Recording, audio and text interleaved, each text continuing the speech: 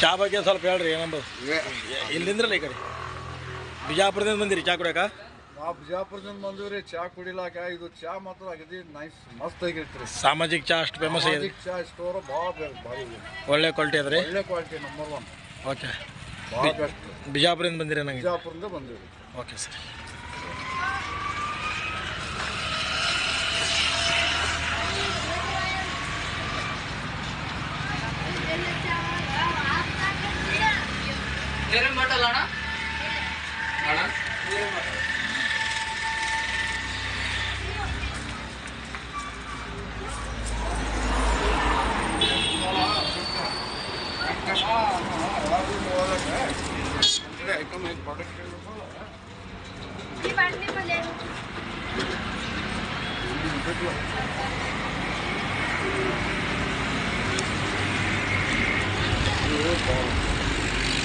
Thank you.